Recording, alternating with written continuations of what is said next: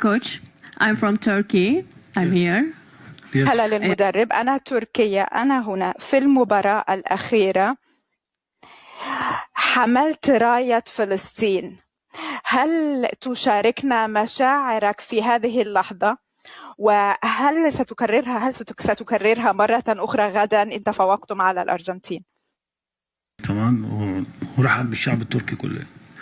فكل واحد ليه مشاعر، وكل واحد إذا وجد فرد في العالم ما حسش بالشعب الفلسطيني فما بقاش بني آدم، ما بقاش بني آدم أيا كان بقى، إذا كان الشخص ده عربي أو أوروبي أو أمريكي أو أي حاجة.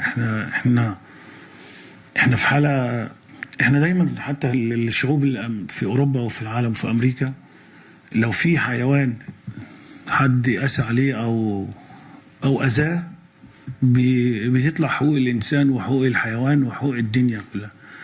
لكن أنت لما كل يوم يطلع بني آدمين كل بالآلافات يتقتلوا، وأطفال وستات، ولما يكون حضرتك إحنا قاعدين في تكييف وقاعدين في قصور وقاعدين في شقق وعاملين الأكل قدامنا، وأطفال وشعوب قاعدة في خيم في الشتاء وفي الصيف والشمس. إحنا لما يكون الشمس عندنا الدنيا حر بنبقى عايزين تكييف وعايزين مرح، ولما يكون الدنيا شتاء عايزين بيت مقفول ودفايات وغطا.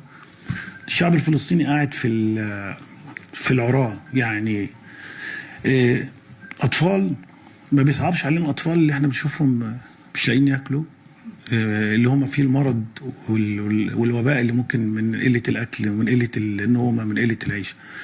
فأنا لو ما حسيتش كبني آدم يبقى أنا ماليش لازمة أن أنا أعيش، أو أي بني آدم على وجه الأرض ما حسش باللي بيحصل في فلسطين بغض النظر عن هو مسلم مسيحي يهودي، يبقى مش بني آدم، ما ينفعش يعيش. وإذا أصرينا إن إحنا نغمض عينينا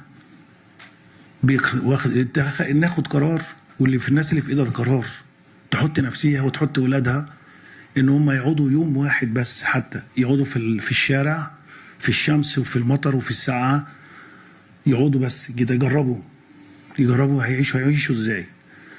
يعني احنا لما بيحصل سيول هنا في الجو ولا في بتاع، الناس بتتدارى وتجري، لكن السيول بتحصل في غزة وبتحصل في فلسطين والناس مش لاقي حاجة تتدفى بيها ولا حد المطر ولا لاقي الشمس تروح. فأنا بقول عار علينا كلنا، عار على العالم كله، مش الوطن العربي بس ولا أفريقيا، لا، عار علينا كلنا، وعار على أصحاب القرار اللي سايبين بني آدمين زينا زيهم. احنا كلنا زي بعض، لينا عينين